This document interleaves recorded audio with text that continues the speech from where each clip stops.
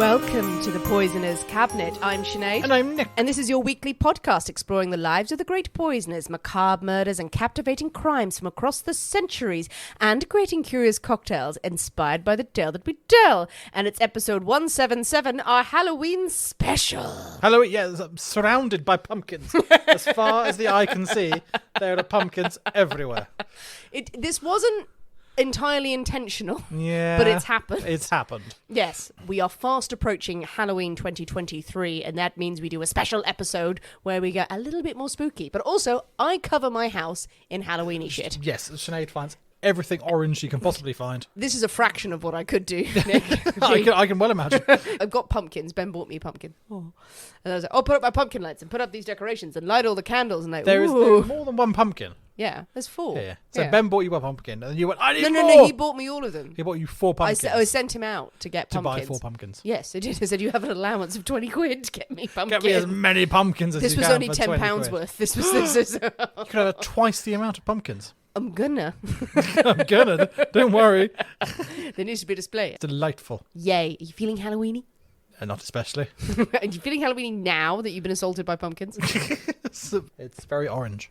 Okay, well, you look like a monk Yes. today because you've got your hoodie up. Also, now very warm. It is very warm. Because my husband just made a ragu. Yes. And the kitchen is boiling. So it's not a wise outfit of choice, I feel, because I'm very hot. Okay. Apart from that, how are you?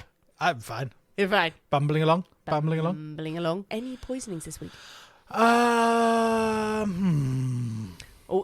Now I sense that there are things you'd like to poison. Oh, many, many, many things.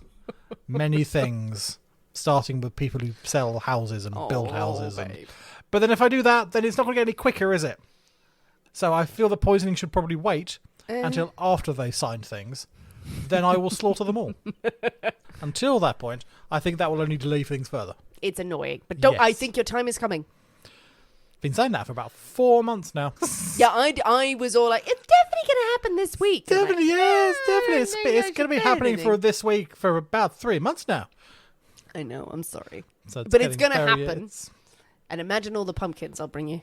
Oh, good. Rotting, horrible pumpkins. When I'm in for Easter. Here, have some mouldy pumpkins. Here we are. I've been saving these for you, Nick. What a delight. I don't think I'll poison anything because, we're coming up to spooky season. It's a good time of year. Well, you'll be putting pumpkin spice nonsense and everything, so that's poison enough, I feel.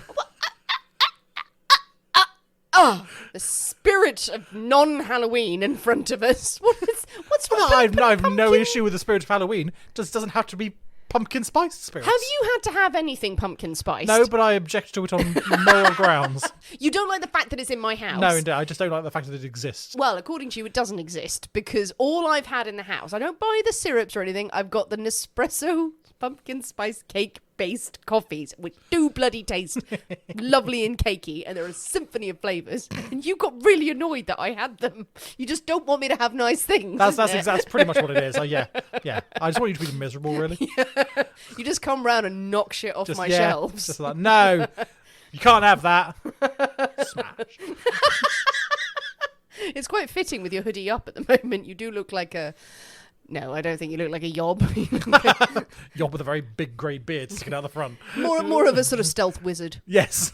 sort of evil Santa going on here. Which is great, obviously. Halloween is his time to shine. Yeah. Well, speaking of not wanting your friends to have nice things, but secretly wanting them to have very, very nice things, I think it is time for us to thank our delicious Patreon subscribers. Yes, indeed. And this week we shall say thank you to everyone who has joined us on Patreon over the many, many, many, many, many, many years. Many, many, many, many years.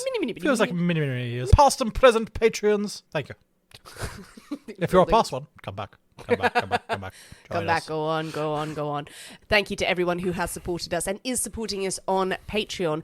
Patreon this month, yes, as we get towards Halloween, I go crazy for spooky stuff, so you're going to get some extra content. We have a PC Morris episode coming out for the Cyanide Connoisseurs. We also have some spooky stories from myself, and so it's a good time to be a Patreon. Or if you hate Halloween, don't.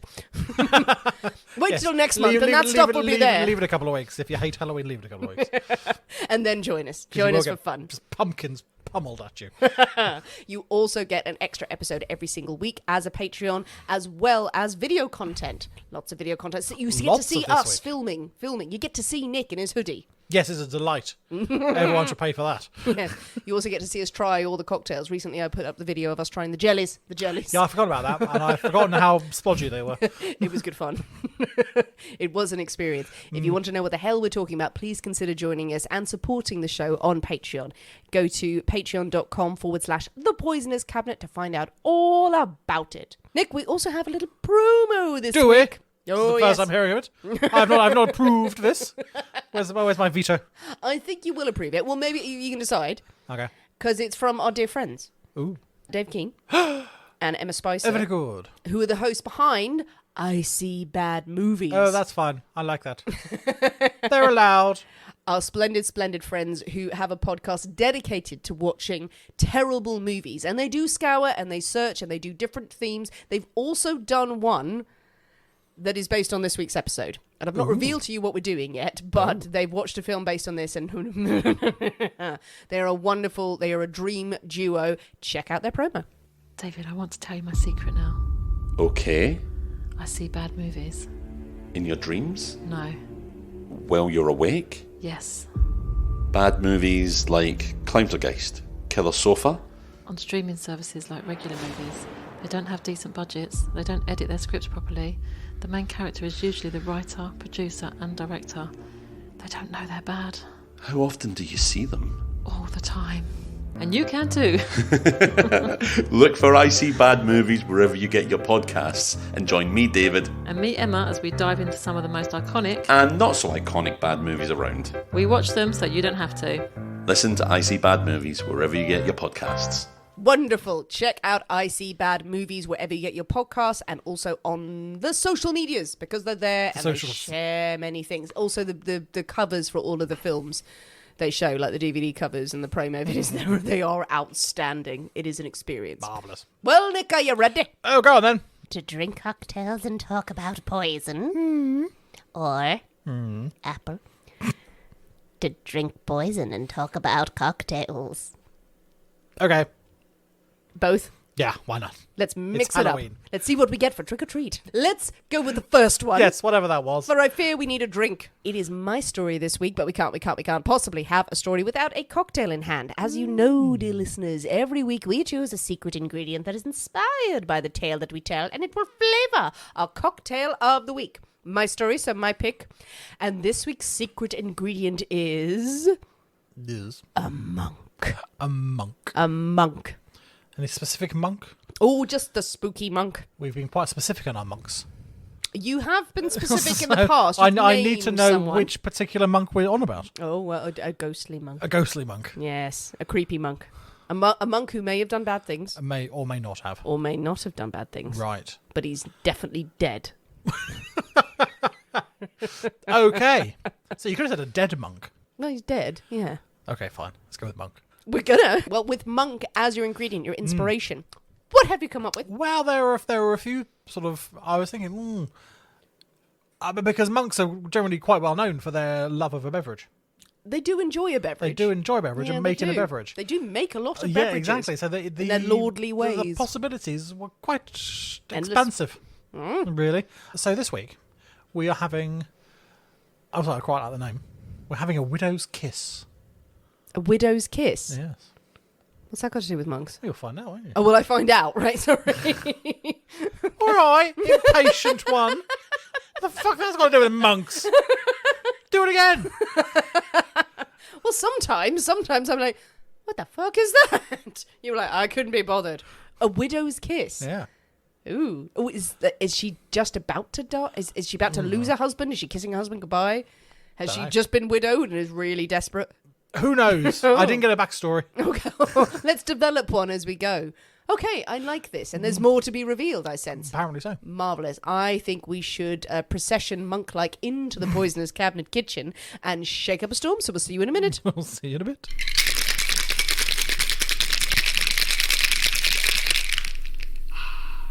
And we're back. Yellow. So, Nick, we have the widow's kiss. The widow's kiss. The widow's kiss. Yes. It's brown. Brown, orangey brown. What has the widow been doing? Orangey brown things. Oh, well, you know what? I asked and I don't want to know anymore. She's been kissing rotting pumpkins. That's what she's been doing. Okay, so brown drinks always serve us well. I mean, yeah. Widow's kiss. But there's something monkey involved. Yes, Not a indeed. monkey. Not Sorry. a monkey. Monk-esque. Yes. I see what I did Monkey, there. yes. Yes, so that could be any of the evil stuff. They do enjoy a twig, does a monk. They do enjoy a And twig. monks do enjoy it. There's They also quite- enjoy a nice beer as well. They do. Why am I having a nice pint right now? Or is there some beer in there? I don't think there is, but a woman can dream. A woman can dream. All right, but she okay. knows I'm me gonna too well. have a smell, the aroma of the Halloween. Ooh, okay. It smells of good things. Good things. I like these things. Good. Ooh, I'm okay. I guess we dive in. Very Halloween. Happy Halloween. Ooh.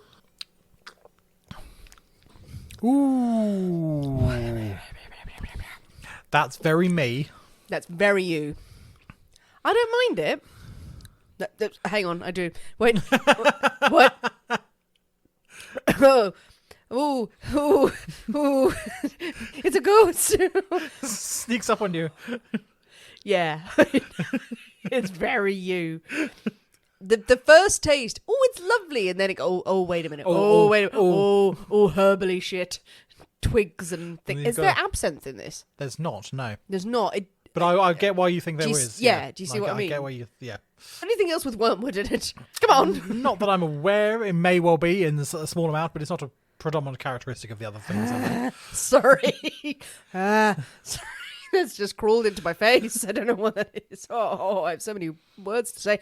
I'm going to try and take some guesses before I sip it. How's the second sip? I'll be drinking more of these. Oh, Yeah. great. Oh, no. Oh, crack on. Oh, the start is so nice. It's so... it's just... there's something fucking herbally in there. Sorry. Medicinal. I'm getting medicinal. But do you like it? I don't mind it. I do like it. I don't love it, but I'm not indifferent to it. So that's a good thing. It's a good thing. I agree. I don't strongly agree, nor do I disagree or strongly disagree. That's where Right. I'm trying to think, where does that put you? In the number 5? 7. 7, okay. 6 or 7. 6 or 7. But I think I'm going to drink it, and I can appreciate it for what it is. What but is it? should I? Okay, so monk stuff. Benedictine. Yes. Yes! I knew it would be. And that's great, because Benedictine monk. Hey! Hey! Is there anything else, Twiggy? Yes. Fuck. Don't do this. What? Is there yellow chartreuse in this? Yes. Oh my god. See, but I knew there was something wrong. You tried to every time you put it in. So I'm really pointing at Nick now. It's quite accusatory here. Every time he tries to sneak yellow chartreuse in, he always gets the question, do you like it? Do you like So it? yeah. Do you? I can taste it afterwards. There's something. Hair. What, bourbon? Or, no? A scotch? Nope. Ooh, cognac? Nope. Booze. Booze. Booze. Miscellaneous boozes. For Halloween. Boo. How many other things are in it? One other thing. One other thing. Well, and something else. Bitters? Bitters, yeah. Bitters, okay. But never count the bitters as a thing. That's a garnish. Seasoning. That's a seasoning. It's a seasoning. It's not an ingredient, it's a seasoning. So, one other thing. Our base spirit. The base spirit. Yep, the main thing. Rum. Nope. Fuck. There's no other spirits, Nick. no- There's no other you've spirits. run out of spirits. I refuse to name any other spirits. What is it so I can cry? Calvados. Oh, God, why? Why did it... Lesser used one, I'll give you that. I need to stop saying that I like Calvados because You- I never frickin' find it. Is what happened. Yes, Calvados. I know it so well. Yeah. I am a liar, people. Everything is based on Alcohol, lies. yes, I know it. I like it well. What particular side? I'm not fussy. But I'll just turn on the wanker again here. But I think that's why I like it, because I really like Calvados. I don't fucking know, clearly. Okay, Calvados, Benedictine, and Chartreuse. Yep. Why? Why would you do this? Because it's delicious and lovely. The monks would be proud. The monks would be very proud. Yep. The monks would be... That's 2 types of monk. 2 types of monk in there. Two types And I'm of sure a monk made some Calvados once. I don't think you're wrong. So I don't know if they came up with it, but I'm No, sure they didn't come up with it. I'm sure they squished an apple. I think a monk somewhere squished an apple and went, "The Lord has blessed me with booze." They went, "Mate, stop just licking that juice off your arm. It's not booze." And then drinking loads of beer. Okay, all right. Well, I'll allow it Oh, how kind. because it's very monkey. It's quite monkey. Yes, it's got Two lots of types of monk in monks. it. There's lots of monk in it. Benedictine monks and some Carthusian monks. Just blend the monks up. Well, you're very happy. Nah. I will allow. It's mellowed. It still hits. Sorry, I've taken the third sip, and I keep thinking, no, it's the aftertaste comes back. That fucking chartreuse. Yum. It's not green. That's the only saving grace here. Okay, well, I don't mind it. Scary cocktail. Right, with the widow's kiss. Yes. Firmly in hand, clutched to your chest. Are you ready for a story? Oh, I think so. Hooray, hooray, hooray. Now, as we have firmly established, this episode is coming out, but a few days before Is Halloween it? Surely not. 2023. No. Is it really? This is news to all of us. And around this time of year, we like to lean into something a little bit more spooky. Something a bit more supernaturally, something that's delving into the other world for our listeners. It's not something that we do all the time. It's not something that we do in general because we are a historical true crime podcast. In previous years, we've talked about the Cock Lane ghost. That was a crime. We have. We have talked about the horrors of the witch hunts. We have. For 2 years in a row, actually. Yes, indeed. Yes. There are more stories I'm sure we can cover, but I wanted to do a curveball this year. I thought we should bring one of our favourite themes of Patreon onto the main episode. Okay. Which is the haunted venue. The haunted venue. TM, trademark. Trademark. Patreon subscribers will know what we mean when we just go haunted venues, haunted venue. The terrible name for us talking about places that are haunted. It really is. Haunted venues. Yes, and we have in the past Dreadful talked name. about this. Dreadful name. But we haven't done a good old haunted house. The classic on the main episode for a while. Oh, yeah, on the main episode. Okay, I can give you that. Yeah. On the main episode, there've been haunted houses and things have happened, but not really been the focal point. So I thought it was time to do the big one. Okay. In the UK. If you think haunted venues, haunted houses, what do you think? Oh, you got a place like Hampton Court. That's uber haunted. Oh God, that would have been better. No, I'm joking. So you got like big palacey castles, like Dover Castle. Quite a big venue to be honest. Quite a big with venue. You. Would you call that a house? Probably It's not really a house, It's not really a no. haunted house. I mean, it's a fairly you might. large castle on a cliff. Castles don't count. Okay. No, houses, dear, houses. Or Enfield. Oh, good. One of the big ones. As I say, that's one of the big ones. But there's another one. There's another house. There is another one. We are going this week to Borley Rectory. Oh, a monk house. A monk house. Reportedly, one of the many most haunted houses in England, in the UK. Now, I'm going to start with a little You know that normally we focus on true crime because crime is the focal point of our stories. And this week's story has a mountain of resources detailing about what allegedly happened at Borley Rectory, this place that has been talked about and discussed and is beloved and feared by ghost hunters, anyone who's got a vague interest in the paranormal and the supernatural, and people who are interested in history as well. Borley Rectory is up there. There's so many resources on it. It's really up to you guys to decide what sort of crimes, because there are allegations. Okay, have we got some crime in there? Yes. Good. Yes. not ghost crimes. Just making sure. This teapot. Yeah, we're not talking about ghost crimes here. Real life crimes. That led to a haunting, yes. Good, okay, and fine. Morally, there's a moral question. Is there of a moral? crimes. Okay. Well, I think it's valid, but it's up to you what you decide what sort of crimes are committed on the grounds of the most haunted venue in England, allegedly. Because this is always the challenge that we face on a true crime podcast. We want to back it up with resources. Usually you get one of two things happen. You get amazing historical detail, and then someone haunts there every night. Woo! And there's not much of a ghost story. And then you get an incredible ghost story where you've got all of this coverage or all of these details and accounts of what's happened, and then someone went, oh, someone was vaguely murdered. Just vaguely murdered. Vaguely murdered. Maybe. Maybe there was someone was a bit naughty. With nothing really linking it to that. I'm going to say there are some questionable bits in here that I'm going to report. However, there's some other bits that are interesting. That's why I like the story of Borley Rectory. And that's why we're going there this week. Fine. Also, it's Halloween. Enjoy the ride. So, it's a tale of hauntings, ghosts from the past, but also of secrets, lies, and greed. And with all good ghost stories, it starts with a monk and a nun. Yes, as all classic ghost stories do. Monks are quite scary. Right. Like a ghost Is that where monk. ghosts come from? When a monk and a nun love each other very much. They get certain urges. Well, I mean... And the Lord is displeased. Exactly, eternal damnation. Is that where they come from? Jesus! Nick, you've blown this case wide open at the first paragraph. Good Lord. So Borley today, it's a place, it's real. It is, yes. It is a small village. I say small village, it's a hamlet. We call that a hamlet in England, which is a collection of houses and a church and nothing else. In Essex, North Essex. Yes. On the border of Suffolk. It's mentioned in the Doomsday Book. That's old. It's old. Teeny, tiny place. The church there is still standing. The parish was owned by several prominent people over the centuries. I'm not going to go into the details of what becomes a manor and what becomes a parish and everything. Yeah. Canterbury owned it for a bit. Oh, nice. Yeah, they did. But yeah, little cluster of houses and serfs and a church that various people went, it's mine. But the famous Borley Rectory was built in 1862. Okay. So fairly recent. Later than I was thinking. You hear Borley Rectory and you think, oh, ghostly goings on. Yes, you think it's like medieval type things. Well, there were medieval things, apparently. But not a rectory.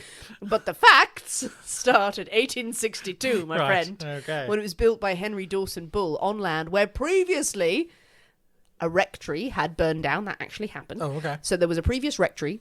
A rectory is where the reverend lives. Yes. For those who need to know. There was a rectory beforehand, a smaller one. It burnt down in 1841. But a long, long time before that, in the medieval times, there was a monastery. There was a monastery. A monastery, apparently named Barking Abbey. Nice. Well, I'm sure dear old Henry did away with that. He did. Yeah. He did. He wasn't best pleased with the monastery. He wasn't a fan. The monastery was allegedly built around 1362. There was a convent nearby as well. Monastery, convent, that can't result in any problems, can it? No. Not at all. But it did. Oh, It did. Surprise. In the 14th century, a Benedictine monk, there it is, There it is. and a young novice from the convent. They fell in love, Nick. Oh, their eyes met over a vegetable patch, probably. That's what they do, isn't it? They tend to vegetables. Over a large wall. Yes, sort of peered at each other. Hello. They fell in love. They abandoned their vows. They would go to the woods and meet to kiss and chat and touch each other's boobs. The style at the time. The pair eventually chose, it was said, to elope. They were going to run away together. They were going to meet in the woods. The monk had also enlisted a friend's help from the monastery as a coachman. He was going to. He had a carriage. They were going to run away together, the two of them. But it didn't really work out that well. The pair were caught. Said the pair were caught and they had to face punishment for their crime. The monk, it was said, was hanged. That's quite severe punishment. Yeah, he was killed. They were all sentenced to death. Yeah. Okay. Dead. The nice version is the monk was hanged. Yeah. The slightly worse version is the monk and the coachman were beheaded. Okay. The nun does not get off easy. No, I imagine not. Yeah. She was probably accused of seducing the monk. Oh, probably. The monk was a pious religious man until the nun turned up. We better kill him so he's not sullied anymore. Yeah. The nun, what do you think her punishment was? Well, they used to like bricking nuns up in walls and things. In 10 churches. points for Nick. Way! Hey! In the walls of a building on the land, she was immured. Immurement. She was bricked up in the walls of the monastery, it was said, and left to starve to death. A slow, agonising, miserable death alone.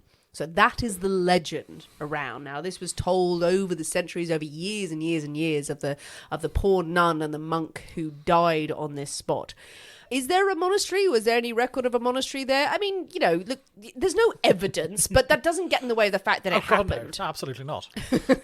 It's funny when you look through different resources that people name the monastery, give it the name, Barking Monastery, and others go, well, we're not really sure that ever happened. Yeah, I mean, like, the story is weird. The monastery, where the fuck was that? Where's the records of that? We got the Doomsday Book, but no monastery. Yeah, that's what shit is written down. It sort of does, but difficult to lose a whole monastery. And I love these stories, how conveniently a lot of people have not gone, look, it didn't exist. Yeah. They've just left it in there going, look, you don't know for certain. And let's just have a sense of wonder and it's mystery. a great story and it's paying my bills. There was also another story, a legend about the nun as well, that would emerge 300 years later. Okay. That's You know the Waldegrave family? Linked with Queen Mary, very, very Can't prominent. say I do, to be honest. Very, very prominent. And apparently one of the family married a novice. I think it was a French novice. She wasn't from the convent. There was no convent there at the time. That's gone out the window, that bit. Married her and then took her down to the cellar of his house and strangled her. Oh, jolly. Yes. I don't think that was on the wedding night. There's no details. Strangled her, buried her. Ha ha ha ha ha. She did. Right. Fun. So another nun was buried down there 300 years later. So people just like flip between the two stories. They're about entirely interchangeable now, those stories, yeah. Yeah, about dead nuns. Chilling stuff, but it definitely happened. Now, the rumour of the monastery probably has to come from somewhere, so I'm sure there are old buildings on the site. No doubt. How heavily documented, we don't know. The church has certainly been there for many If there's a decades. church, yeah, absolutely. There would be buildings supporting the church and everything. So, yeah, absolutely. No doubt there were ruins and things that may well have got interpreted as something grand monastery, but it was probably like, that's where they kept the horses. Indeed. And also, we don't know what was wiped out in Henry VIII's just crazy reign. I'm like, let's scratch this from history. But along comes Reverend Henry Bull in 1861, who has followed in his relatives' footsteps to live as the Reverend of Borley. And he builds a new rectory. And he builds a huge Gothic, Nice. Victorian-style pile. They weren't subtle. No, red Those brick. Victorians, yeah. This is big. He needs many a wing because he has 14 children. Christ, they need a wing each at least. Yes, they did. The previous rectory, too small, need more of this. There we are. I don't know if he burnt down. I was going to say, previous- that's why I accidentally burned down one night. Oh no, how sad, how sad. But yes, he builds the Borley Rectory as people know of it, and it's documented in photographs.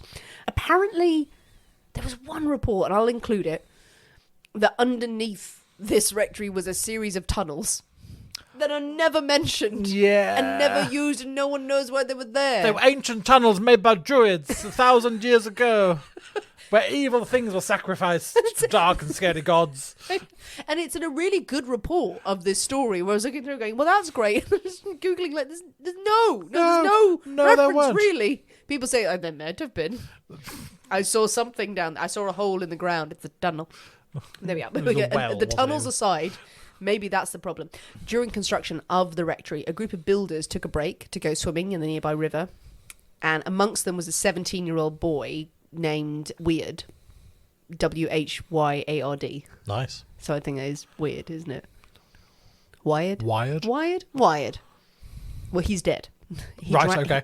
He drowned. He drowns. He drowns on this break. And obviously all the locals and everyone think it's a bad omen. Bad omen for the building of the rectory. It's not ideal, It's as not has to be great. said. No. But the Bull family move into the property with their servants, because this is a big place. All seems well until the noises start. Oh, The banging from family, those tunnels.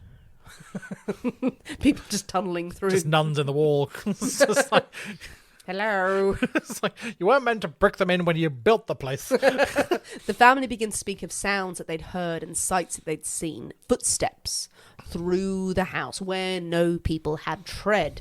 Henry's son, Harry, who would later become the rector of the place. We've got Henry and Harry Bull. We're going to dash back between them, but right now we're in Henry's reign, as it were. His son spoke about seeing a ghostly coach sweeping down a lane that was next to the rectory. A coach? And does that like tap back to the story? Yeah, a coat with a monk and a nun in making ghost babies. So many shagging sounds he heard. The tapping was the tapping of that ass. Walked into that, didn't he? Aside from that, he found his books thrown around the room, his boots hidden on top of wardrobes. Two of the other children, the daughters, Ethel and Mabel, spoke of strange goings on in their bedroom. One of the daughters woke to see a dark figure standing at the end of her bed Oh, that's unnerving. and then sitting on her bed. And she felt so uncomfortable, she started to share a room with her sister, and then they would hear tappings at the door and footsteps. Yeah, and then apparently it's during the bull's time in the house that service bells start ringing in the house when no one's pulled the bell. To the point where eventually, over the years, they just sever the service bells. Go, we don't need our tea that much. The bells keep ringing. Oh, that's going to be weird. So lots of noises, bangings. Yes, this is a house full of children. 14 children over the years. They all will get to adolescence and adulthood. Kids. But weird stuff's happening. So one great story that I love as well is the reports of seeing a shambling figure coming out of the woods with no head. Okay. Which is terrifying. Yeah. And in all the stories, the shambling figure comes out and then just gets into a ghostly coach and rides off. It's like, when did the coach appear? This is a lot of admin for anyone to be looking at, going as a shambling figure with no head, and now there's a coach. Right, there's a lot going on there. But yeah, that just happens. Well, yeah. But it all ties together, it must be true. Yeah. Apparently, the ghostly carriage was so regularly seen by Harry Bull that he just took to ignoring it. He could hear it rattling along and whatever was going on inside, and he was like, oh, okay, that's just a ghostly carriage. Yeah, so used to it. And of course, there were visions of the nun. Oh, of course there were. All of the Bull children of that generation had apparently spoken about seeing a strange woman in white in the grounds of Borley Rectory. Plenty of people believe this was the spirit of the lovelorn nun, condemned to die slowly, and now was haunting the land. She walked there so often that the area that she traversed was called Nun's Walk. Oh. By the kids, by the locals, it was just known that this woman in white, as a nun, was walking through the grounds. There was even a rumour that Henry Bull, the father, and sometimes it's called that Harry Bull did this as well. Like, the names, unfortunately, are kind of interchangeable through the years. But fascinated by the phenomena. And both Henry and Harry were very interested in the ghostly goings-on. But a summer house was built at one point, so they could sit... One or other of them could sit and just wait for the nun. Okay. Wait for the nun. Because I suppose if you're sitting out there the whole time going, I want to see there's a ghost here, you're going to build yourself a little shack. You want to be comfortable. Yes, a nice little summer house. Yeah, absolutely. To watch the terrifying apparition appear. Perhaps she's a lovely, friendly nun. She might be. Oh. Doesn't have to be terrifying. Well, she's just walking. Doesn't have to be screaming at everyone she walks past. Well, she's not terrifying in the way she walks, but the events in the house are frightening everyone. It's also said that her face appears at the windows.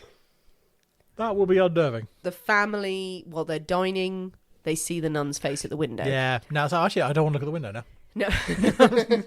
Not looking, just in case. I've got a big set of double doors over there. And there's not a time, actually, I sit of an evening and I look over at the door and think, there's going to be a face that appears here. So something, yeah.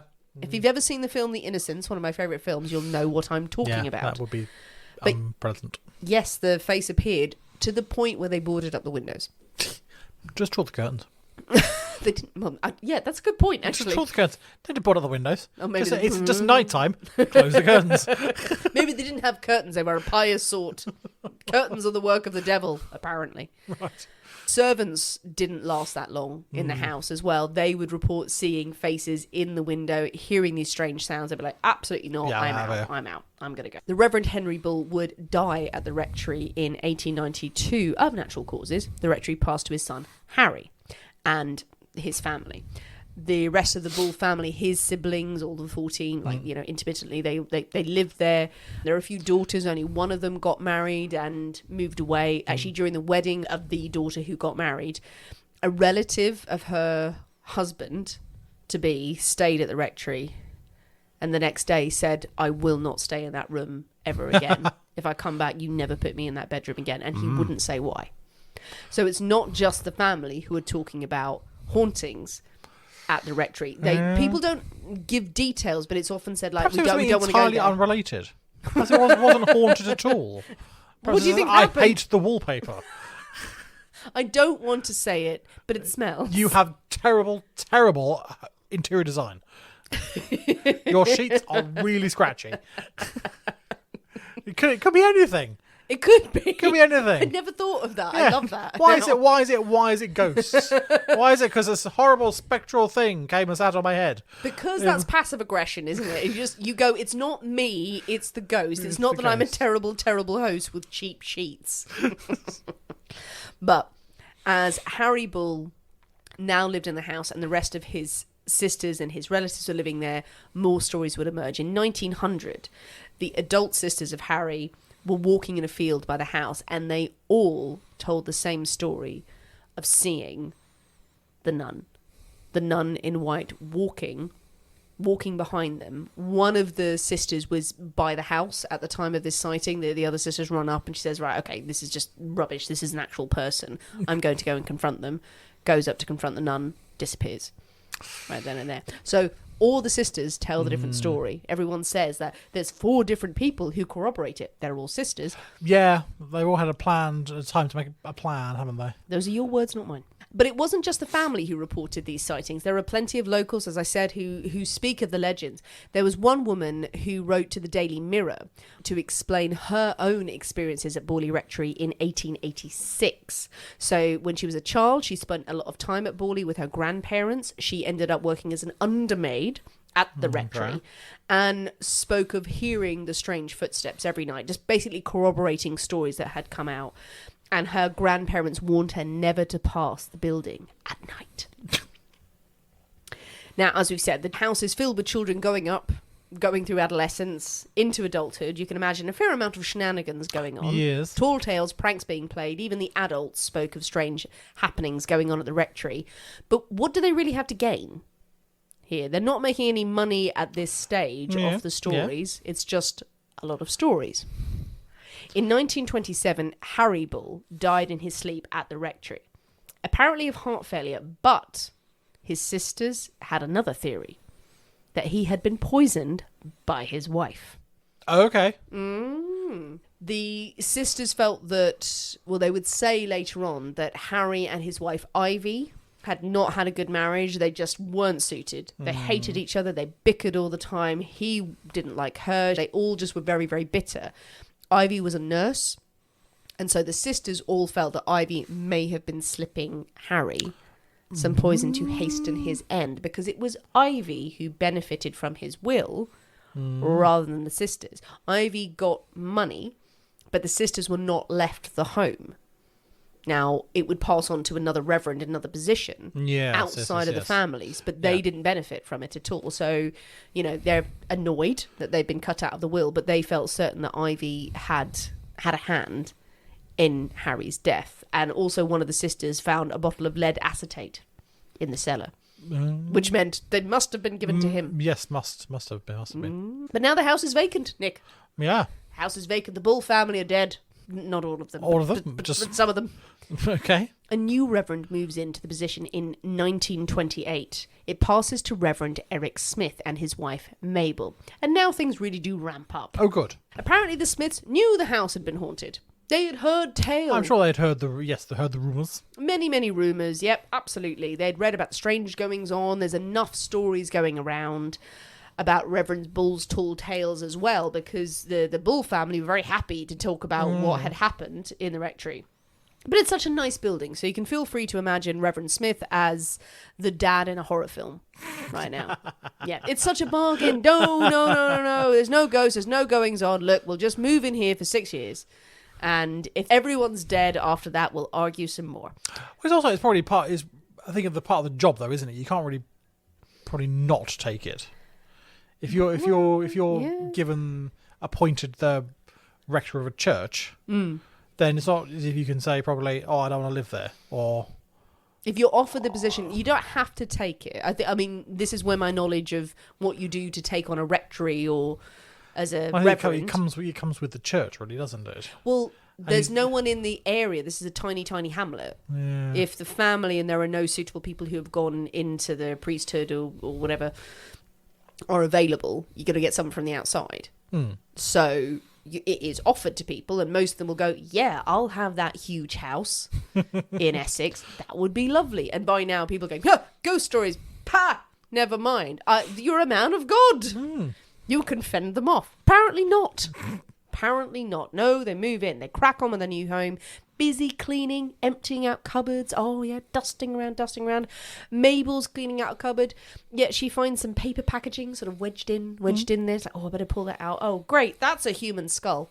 Nice. Everyone, you got loads in cupboards. Not a human skull, not a real skull, but she gets a skull. Okay.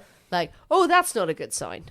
It's never a good sign when you pull a Not- skull out of a cupboard that Not you one that haven't put needs to there. be wrapped in paper. No. Yeah. It's odd that you would wrap that in paper as well.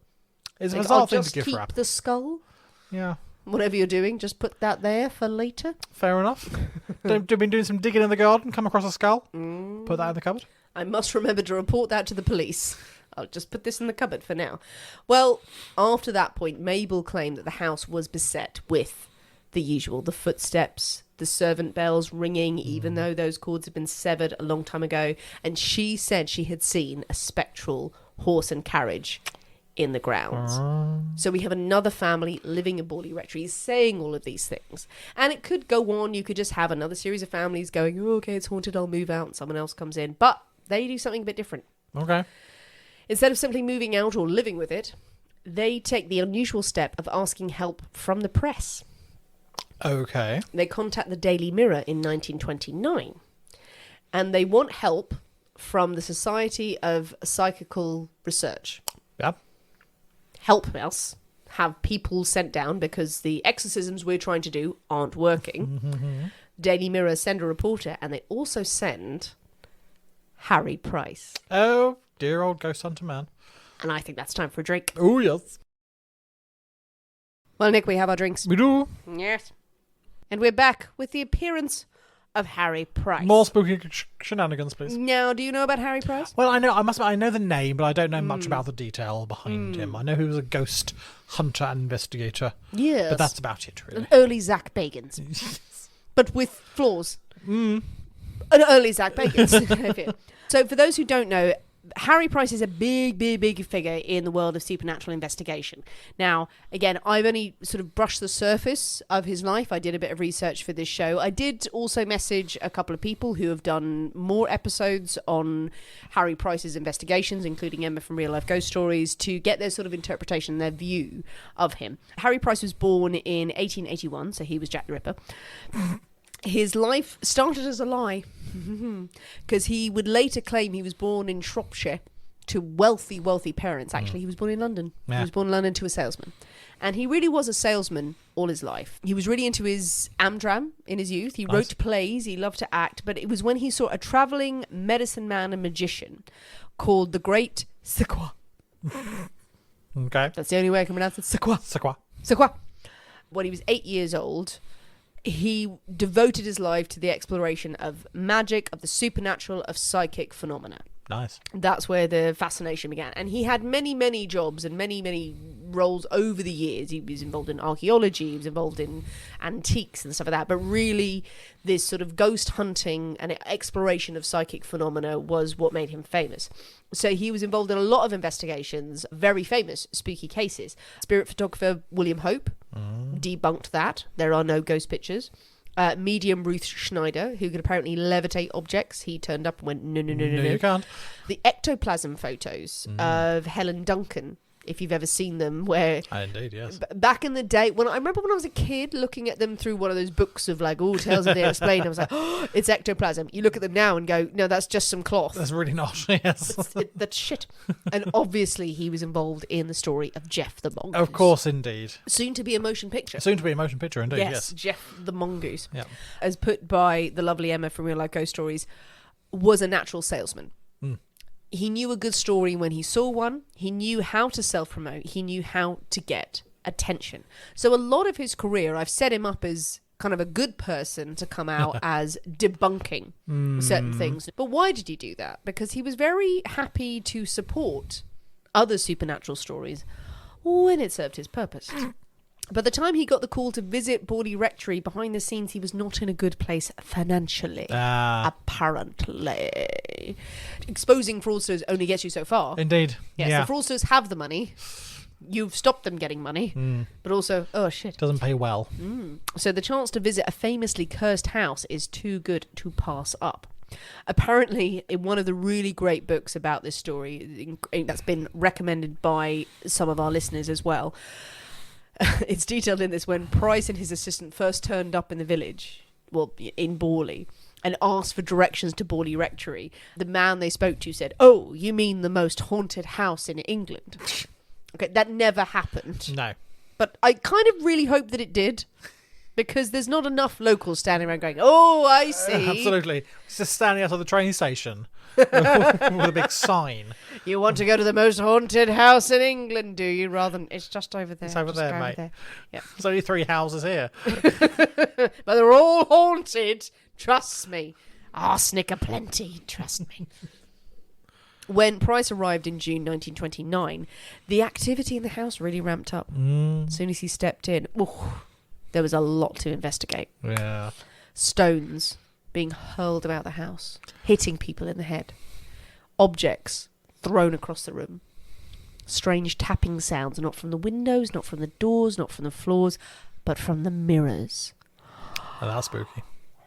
Tappings from the other side of the mirrors. The spirits are trying to communicate them. This is all very creepy. None of it helps the Smith family. All that's happening is he's pointing out more shit that's going on in their house, and they're like, they just hadn't noticed before until now. like, what? Why is there more? Why? Oh, it's because I'm here. Really? They sense my presence. Yeah. His assistant's behind the curtain lobbing stones. That would be fine. That would be fine if it was just the assistants behind the curtains lobbing stones. No. You know, Morse code while you're brushing your teeth on the mirror. Mabel Smith, the wife, not at all convinced by Harry Price. She's like, we asked for help to find out what's going on. It's gotten worse. Yes, you're not helping. You are weird. And also, this all dies down once you've left the house. One of the Daily Mirror reporters who visited the house would later say that while he was there, he was struck by one of these stones on the head. Flying rocks, and whereas others might cower in the corner like the ghosts have struck me, he turns right around and grabs Harry Price by the lapels, basically. Nice. Grabs hold of them and says, what are you doing? Searches him. His pockets are full of stones. Yeah, what a surprise. He's got different stones and different rocks in his pockets, and he's just throwing them around. And you gotta go, why? Why? Yeah, why? Was everything else not spooky enough for you? If it was true. That you have to be lobbing stones at people's heads. The Smith family have had enough. They leave Borley Rectory in 1929. They're not there for long. They are smart. They're the smartest ones in this. And they go, absolutely freaking not. Mrs. Smith would later say she felt certain that Harry Price was fabricating more of the activity in the house. But it started as a genuine complaint. Even the ghosts got pissed off with Harry. And then they left. It's not us. Nothing to do with us. She maintained she'd seen things. But then he got there and it all got worse. So it wouldn't be until October 1930 that the next tenant was found. Reverend Lionel Foster and his wife Marianne and their daughter, a toddler, Adelaide. By now, the stories of Borley Rectory are legend. They have been reported again and again. Shoulders go. Marianne now is the focal point of the hauntings in Borley Rectory. Again, the spirits have appeared and they're targeting her. She reports to her husband of hearing strange noises in the house. She's heard her name called. That's going to be unnerving. Whispered her name. She hears footsteps. Objects, yes, are thrown about. This poltergeist activity, if you can call it that. She's attacked. She feels unseen beings striking her. Her child is locked in rooms where there is no key. And they're wrestling to get her out. Marianne is thrown from her bed, is flailing around. But most disturbingly, the family are now noticing strange writing on the walls. It starts off with just scrawls. Just illegible scrawls and messages that no one could interpret. And they try and write on the walls and ask questions. The only two messages they can decipher are, please send for help and prayers, and Marianne, please get help. Okay. And this is seriously after loads of just weird stuff. And you can see pictures of it. It's just weird stuff.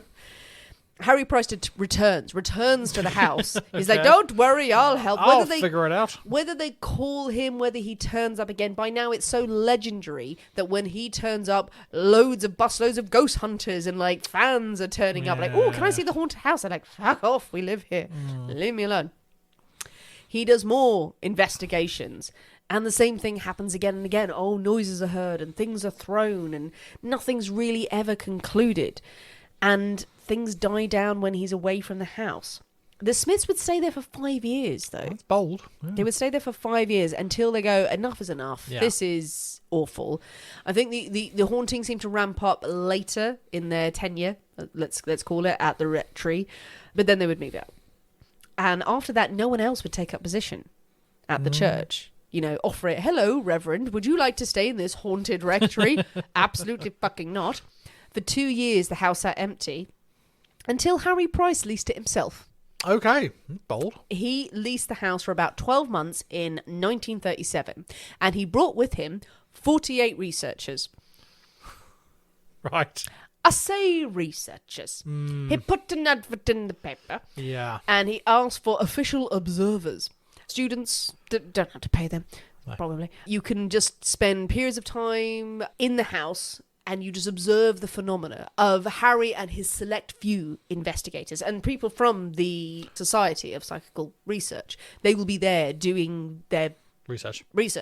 big important research. They will be testing if it's cold I've over got here. so many test tubes. I mean, Macy is like, is it cold over here? Yes, it's cold over here. Is it warm over here? Yes, it's warm. There would be Is there a seances. fire over there? Yes, there is. Is there a fire over there? No, there's not. What a surprise! Are there sounds? There's 48 people in this house. Absolutely, there's sounds. And we're going, whose turn was it to do the washing up? The ghost made me not do it. Oh, no. The dishes were haunted. I should use that more often. I can't do the I laundry. can't do it. The sink's haunted. It's full of ghosts. Seances would be conducted on site. And it's worth noting that the reports back from the seances that were held in the house and apparently in the summer house that was built that probably to didn't observe exist. the nun. Yes, Okay. exactly. That these seances did get in touch with three spirits in total. It's sometimes reported as two, but there were three according to others, if you want to believe them. One is the nun. They got through to the nun. Okay. The nun they got through to was not the medieval nun. Okay, different nun. No, the nun who was strangled to death. Oh, yes, it's by yeah. the husband. Yes. Yeah, but she did say there was definitely a monastery there. Okay. Yeah, but she was buried under the house. Oh no, and my bones will be found. Oh. My skull's in the cupboard. It's over there. It's very small. There was apparently contact with Harry Bull. Okay. The reverend who had been Yeah. there, who confirmed his wife had poisoned him. It was like going, yes, no, tapping. Were you poisoned? Were you killed? Yes, by my wife. And contact from another being, which is always a good sign when you get contacted by an angry spirit named Sunex Amorous. Sunex Amorous. Who says he's going to burn down the rectory within the year. Okay. Gave a specific date. Did it burn down on that date? It didn't burn down on that date, No. but it said it was going to burn down the rectory. And they were like, okay. Price and his team eventually move out, and he would later publish his book, The Most Haunted House in England, and another book afterwards. The house was bought once more in 1939 by a man named Captain Gregson. Captain wasn't his first name. I didn't think it was, to be honest. I wrote it like that, and I shouldn't have. It's like really weird when he goes into the army as Captain Gregson. I'm Major Captain Gregson. Private Captain Gregson. You've got notions, apparently. It was bought by Captain Gregson. There he was. He was there. Who'd hoped to use the house to generate income as a tourist attraction. Because he'd heard enough. And I love this man. Because he's like, absolutely, bring it on. Making the most of this. Bring it on. He wants to get people through the doors. It's interesting that 11 months later, the rectory burns to the ground. Oh. Not quite to the ground. The sort of shell is there. But 11 months, and some people go like to the day after the seances, it burned down, and it was determined by the insurance company that it was started deliberately. Oh. By an oil lamp being smashed in the hall. It's this Miss Man going, there aren't that many ghostly tourists after all.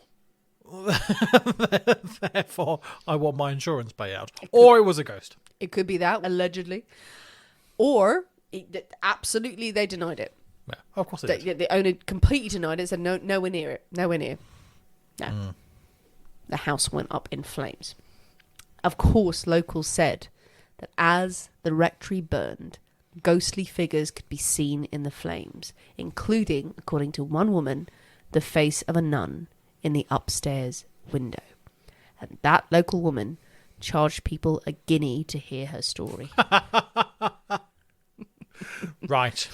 The rectory would sit in ruins, had been burned down, but Harry Price would return once more in 1943, because he knew there was evidence. There was evidence there in them bones of the house. Yeah. He was going to dig down into the cellar, into the bones of the house, and then he found bones. He did. Did he? Found them in the cellar. Apparently the jawbone of a woman's jawbone. This confirmed everything that everyone had said, that a woman had been murdered on the spot and had been buried and hidden underneath Borley Rectory, and this woman deserved a Christian burial. And Harry Price took her bones to the church and said, bury this woman and let this madness end. And the church said, no, that's the jaw of a pig. I thought you're going somewhere with this. You're getting a bit too dramatic. You're going somewhere. I like to build the drama. Yeah. In so many words, bones were dug up. Yes. And some say it was the jawbone, some was other bones. Oh, look, it's bones. And the church went, we're not burying a pig. I can't imagine that. I mean, I've seen the jawbone of a pig. I've cooked it. How? What? Sorry, I was going to ask. What have you done? I've cooked a pig's head. You have said this before. Yeah, You've cooked so a pig's head, and I seen find a that very pig's skull. disturbing. Did you keep the skull? No. I would have kept the You would have definitely done. kept This the is true. skull. And I can assume I'm not seen a real life human skull, but I don't think Yes, they you look. have. Well, in pictures, Yeah. not like in my hand. No. But I don't think they look anything vaguely similar. And they're quite different. Big. Yeah. Yeah. Difficult to get mixed up. The bones that were found at the bottom of the rectory that were reported by some as absolutely they were human bones, others like, no, those were pig bones. Yeah. They were pig bones. Whether it was a jaw or not, the church said they would not bury them. They are buried elsewhere. They're buried nearby, but no, they wouldn't bury them because they said, well, they're not a person. This is not a real person. This is bollocks. These are farm animals. So, Harry Price died in 1948. Wouldn't you know it, after he died, suddenly everyone has something to say on the matter. What a surprise.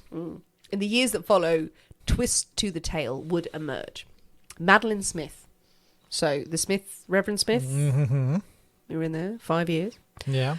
She revealed she'd been having an affair. Oh. And she admitted to fabricating a lot of what happened in the house Ooh. to cover up her affair. Oh, dearie me. That's a bit weird. Well, obviously it worked. It did.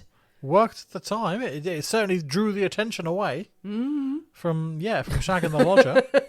I have a feeling that it spiraled beyond her control. Yes, I can imagine it'll be. Oh no, that tapping, that tapping. That's the ghost. Is it from the lodger's bedroom? No, that's definitely a ghost. There really aren't any reports about whether Wasn't or the not. headboard banging against the wall?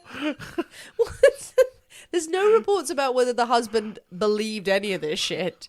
But Harry Price fucking turned up, and that's the second time he's turned up. That's because he's getting paid for making a book out of the thing. Well, yeah, he's. Oh no, he wants to turn up, going, "There's more ghosts," and she's probably going, "Sure, Why not? Why not? I've said all of this. We've just got a second lodger. Why not? There's two ghosts. Her husband is like, "My God, we need the finest ghost hunter in all of England." And more lodgers. Yes, more lodgers clearly to help out. Woohoo! So she admitted that she had made noises to actually prank her husband to make stuff up, but she was very disparaging of Harry Price. Yeah, and like her admitting, like, look, I had an affair and I did some stupid stuff.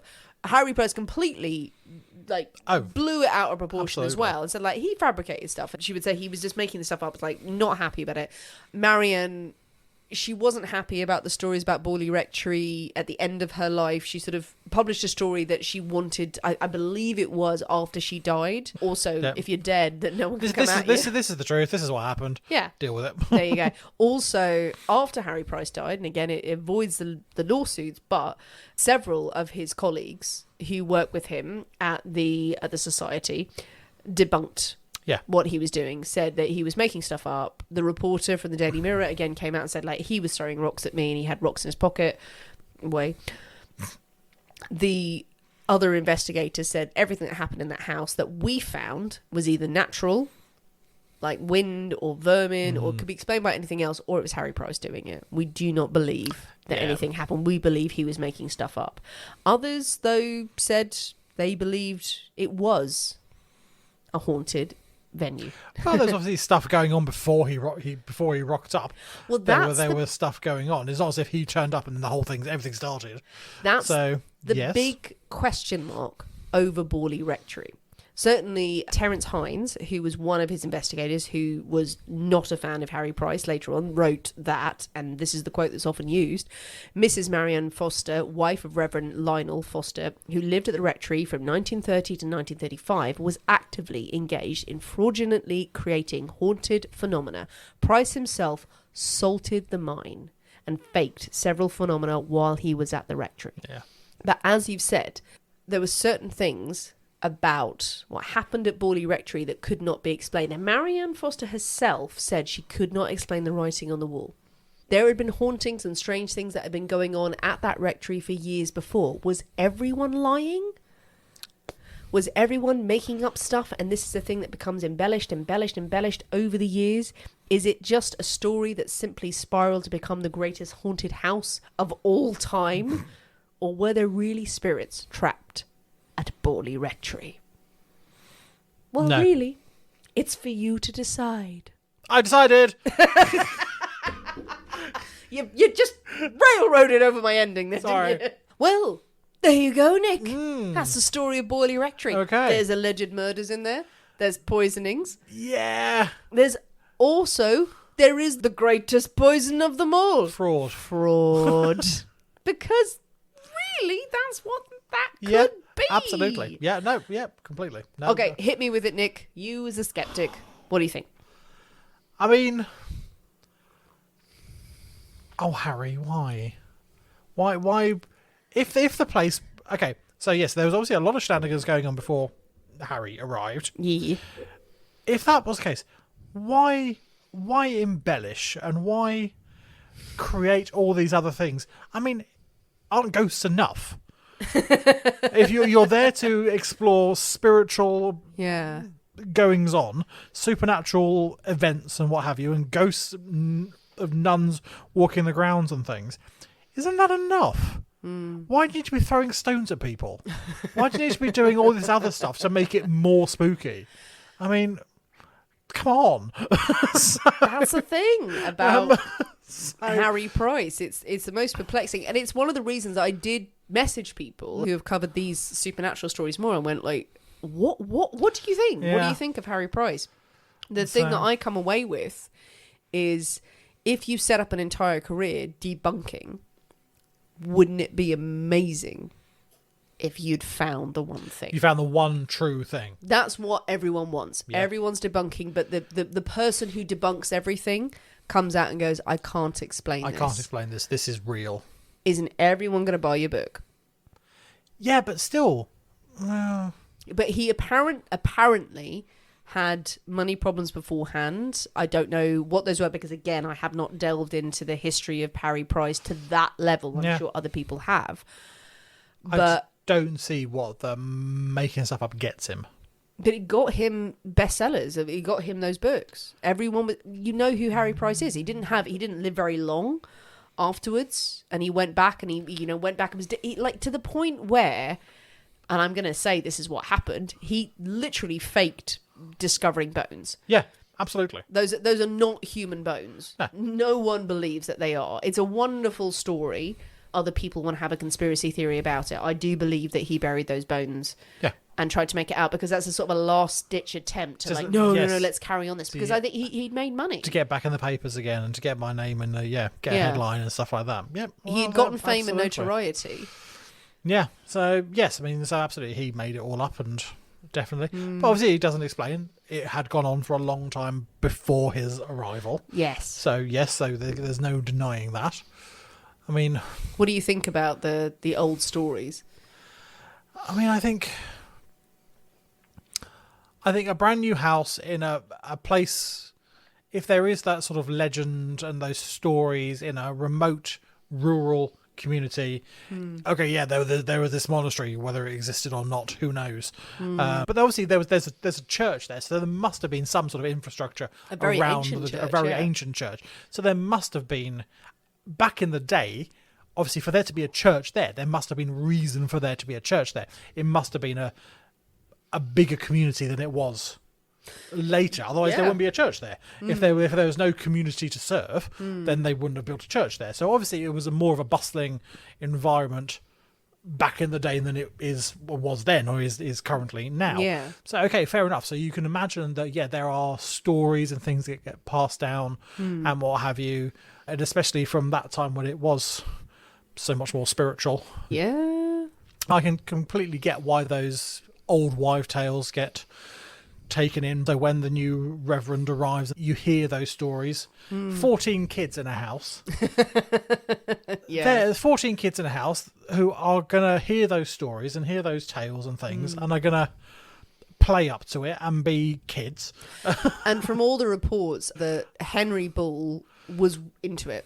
Yeah. He was fascinated by it, by something of the other world and what he could prove and what he could see. Well, you find that a lot with that sort of Victorian sort of priesthood sort of thing, who are really into that sort of folklore and that sort of thing. So I've no doubt that he was all there learning about local legends and local stories and all this sort of stuff. Yeah, and telling if your children, his kids at bedtime about and if they go out and they say, we've seen something, Daddy's going to give you praise in that kind of way. Yeah, absolutely. So I completely see how those things start and how they can get embellished and carried away and stuff like that. I don't. You're the skeptic. I am complete skeptic about such things. I wish it wasn't so, but I am. I love the way you always say that you wish it wasn't so. I would love to be able to believe in such things. It must be so comforting to be able to believe in that. But well, it is. It's a comforting to believe in anything. Yeah. Any belief you have is a comfort. Yeah, absolutely. We're sort of the same but opposite. Because you're always a skeptic who would love to believe, whereas I'm a believer who knows that it's probably all bollocks. Not knows, we can't be certain of anything, but I'm like, I think there's a rational explanation for everything, but I 100% be like, nope, there were ghosts everywhere. And I've seen shit I can't explain. And I bet you have too. No, indeed. Yeah, I mean, I've had weird things that you can't explain, or weird feelings that are sorry, when you're growing up and and you're in a house with 14 kids, you're like, I don't know what this is. What's the weirdest thing you've seen? Let's just say it for Halloween. I've not seen anything. Feelings, but yeah, I remember. Yes. I mean, a couple of occasions back in sort of 25 years or so ago, I lived in a bedsit. Sort of one. I've not heard this story. You're not. I lived in a bedsit in Guildford. So a bedsit for was American it because people of the drugs? Like a studio, all in everything in one room. Yeah. Sort of little studio apartment, and it was an big old Victorian house that had been converted into individual studios. And I remember I was there for about 3 months before I had to leave. You just lie in bed and you would have this constant feeling of someone. You know that feeling you get when you think someone's staring at you.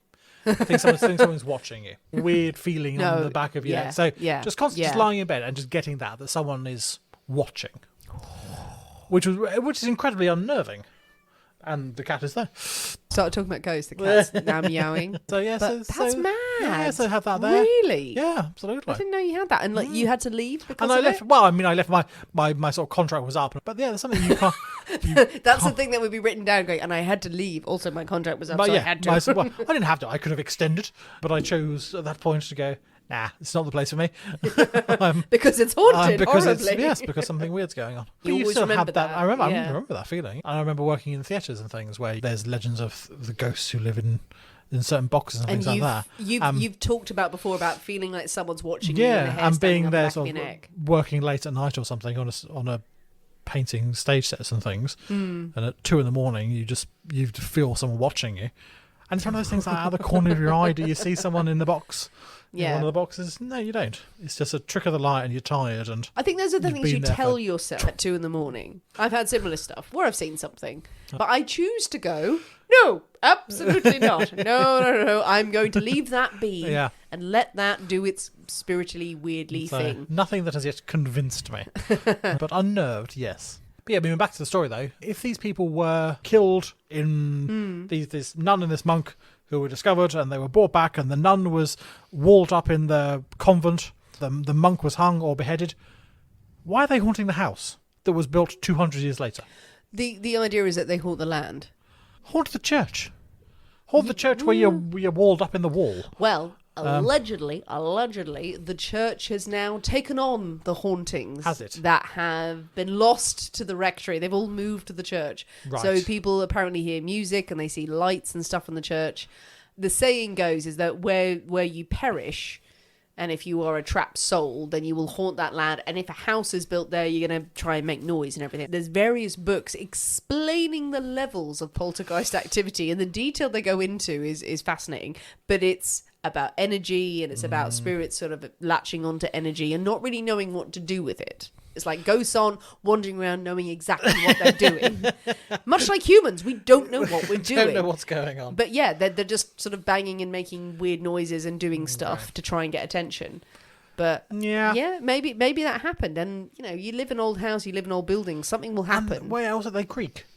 Old houses, they creak and they make noises and they settle. And there's been many a time where I've heard something strange in this house, in the much older house that I grew up in, where I've had that thought, like going, if I just flipped my way of thinking around, I could have 100% said that was a ghost. Yeah. Whereas right now I'm going, oh, that was just the house creaking, and that was the thing moving. However, in the old house I lived in, I definitely saw some weird stuff. Like I saw like lights moving and then strange like doors closing and stuff like that. Going, okay, but there we go. Oh, okay, there we go. So the Borley Rectory, the most haunted place in England. Interesting, though. Certainly interesting. And is maybe fraud the greatest poison of them all? Why? I Just let appreciate it be. the crowbar of crime. Hey, it's Halloween. Well, what do you think, people? What do you think of the legends around Borley Rectory? Do you believe this is a genuinely haunted venue? Do you believe the stories that have stretched back through time? Do you believe the stories of the people who have visited, the people who've investigated, or do you believe that this is all the greatest poison of them all, the greatest crime, fraud? Do you think it's all lies and people making stuff up for attention or for financial gain? Tell us what you think. Jump on the comments of this episode wherever you listen to it, on social media as well, and tell us your thoughts, your theories, your feelings, your experiences if you've been to Borley Rectory or if you've been to any other similar venues. But most importantly, you must mix up a widow's kiss. A widow's kiss. That was good. Yeah, we've had 2 now. We actually have. Yeah, you knocked that one back pretty quick. I know. That second one. It was dangerous. Yeah. It was dangerous. It was a long episode. It was a Halloween special. It's gone down pretty well. Yeah. That one, so absolutely. Yeah, the rest will be out on Friday. So do give it a go. It's got some random ingredients, so you may not have them. I appreciate that. But if you can, try it. Because it's actually damn tasty. Delicious. Remember to join us on Patreon if you want to have more spooky content before Halloween itself, and also for more weekly episodes. Please leave us a review on Apple iTunes if you haven't already, because it really, really helps our podcast. And also, just tell us more spooky, haunted venues that we could cover that have crimes involved. They Definitely have crime. to have crimes. Need some crime. But we'd love to know what you think. Thanks for listening, guys. We have been the people inside the Poisoner's Cabinet. We will see you next week. And remember, your loved ones are trying to haunt you. Bye.